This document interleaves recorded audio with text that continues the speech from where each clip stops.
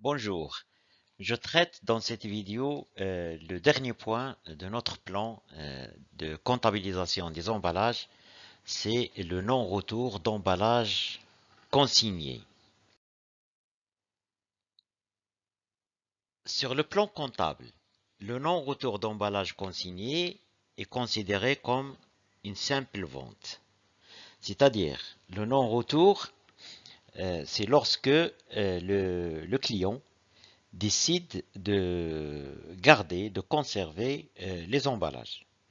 Euh, Petit exemple, le 25 2018, le client Brahim informe son fournisseur Ali qu'il souhaite conserver les deux autres caisses qui restent. Donc il y avait 6 caisses consignées. Il a décidé d'en garder, de conserver 2. Ali lui adresse la facture droit suivante. A précisé que le non-retour d'emballage peut être causé par le vol, par la détérioration, la perte, les emballages se sont égarés, etc. Là, on est dans le cas où ces emballages consignés sont encore utiles et le client a décidé de les conserver. Donc, sur le plan comptable, cette opération va être considérée comme étant une vente, une simple vente. Donc, le fournisseur adresse la facture droit suivante à son client, Ali.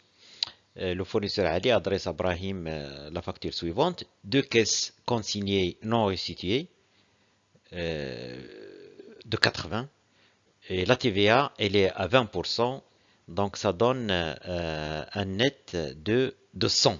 Une remarque importante, c'est que en cas de non-retour d'emballage, le prix de consignation est assimilé à un prix de vente, mais en toute taxe comprise.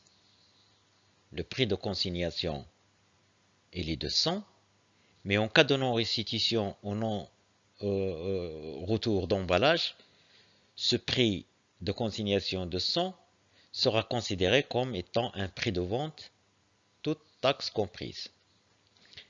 Alors, pour l'entreprise Ali, cette opération de vente d'emballage ne relève pas de son activité principale. L'activité principale de l'entreprise Ali, c'est la vente de marchandises.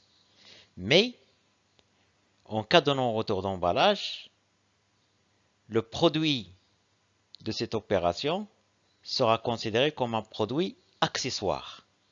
C'est un produit qui est accessoire. Ça ne représente pas un produit de l'activité normale de l'entreprise. Et il sera comptabilisé dans le compte divisionnaire 71 278. Autres ventes et produits accessoires.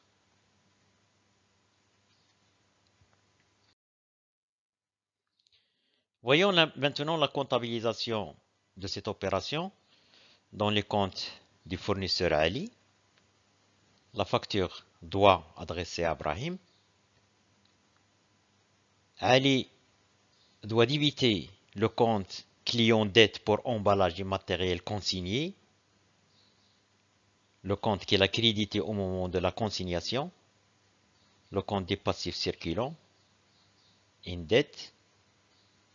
Donc, au moment des non-retours, ce compte doit être débité d'un montant de 100.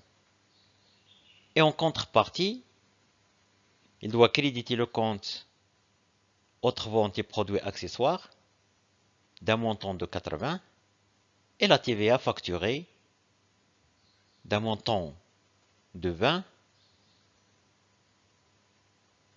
et la facture, on labellé la facture numéro 50, la facture doit adresser à Brahim. C'est comme ça qu'il va passer ou qu'on doit passer l'écriture comptable de cette opération. Dans la comptabilité de Brahim, le client, qu'est-ce qu'il doit faire? Donc, il doit débiter le compte 61 232, achat d'emballage récupérable non identifiable, d'un montant net de 80. Si c'était des emballages récupérable identifiable, le compte concerné aurait été le 2333, un compte de l'actif immobilisé, emballage récupérable identifiable. Mais le cas ici, cet emballage, ces caisses-là, ne sont pas considérées comme des emballages identifiables. Donc, le compte concerné, c'est un compte de charge, achat d'emballage récupérable non identifiable, et on doit aussi débiter le compte état TVA récupérable sur les charges. Donc, le montant de la TVA payée est à récupérer. Et enfin, créditer le compte fournisseur créance pour emballage immatériel à rendre d'un montant de 100. Le compte qui a été débité au moment de la consignation.